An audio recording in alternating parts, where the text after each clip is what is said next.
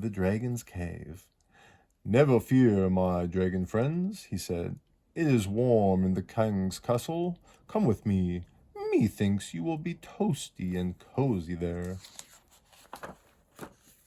"Yippee!" said the dragons as they climbed into the sled.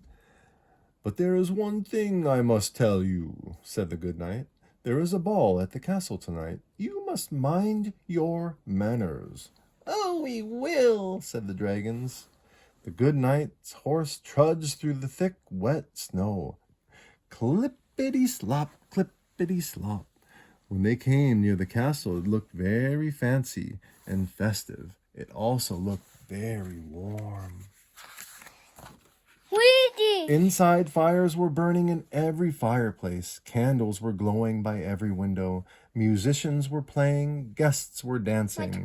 "Dragons," said the good knight, "I told you this was a fancy ball, so use good manners. Stay here by the fireplace and stay out of trouble." "Oh, we will," said the little dragons.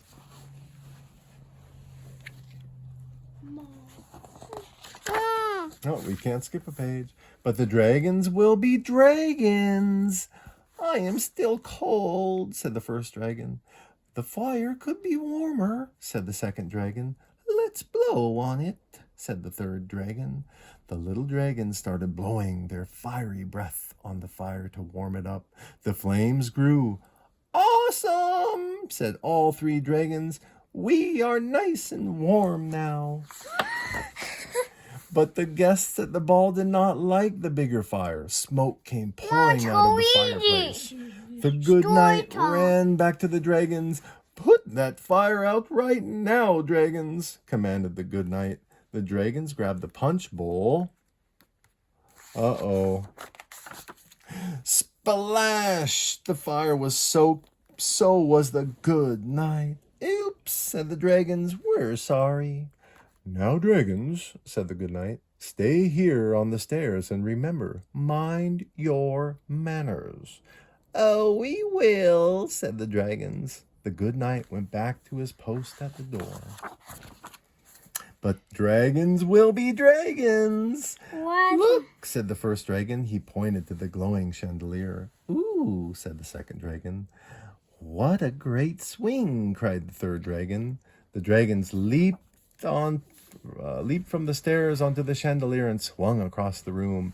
"Cowabunga! Yippee! Yahoo!" The chandelier swung from side to side. The guests below gasped. My God. Just then the good knight My showed God. up.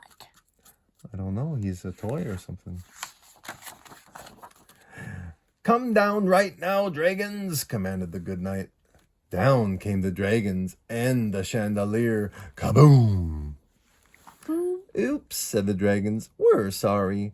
"Dragons," said the good knight, "I told you this was a fancy ball. Now stay here by the table and mind your manners."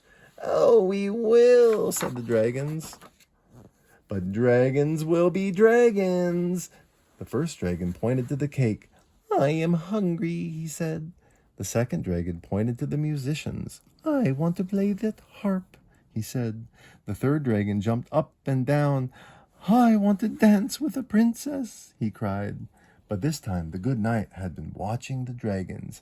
"Don't even think about it." He raced across the room to protect the cake, the harp, and the princess.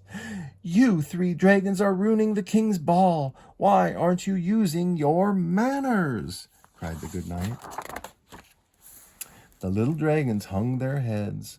"What are manners?" they asked. "Good grief," said the good knight. He bent down and whispered, "Manners mean being polite. Manners mean saying please and thank you. And most of all, manners mean thinking before you do something." "Oh," said all three dragons. "We are sorry. We did not mean to ruin the ball."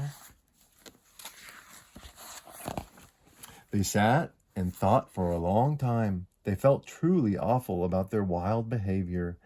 "Maybe we should try manners," said the first dragon. "May I have a piece of cake, please?" The little dragon asked the cook. "Please?" Thank you, said the dragon. Thank you. I'm hungry. May I look at your harp, please? Said the second dragon, asking the minstrel. Please? Oh, thank you, said the dragon. Thank you. May I have the honor of this dance? I'm hungry. Please? The third dragon asked the princess. She nodded. Please. Thank you, said the dragon. Thank you. And so 'twas the good use of manners that saved the king's ball, and the king's guests were now happy, one and all, especially the good knight.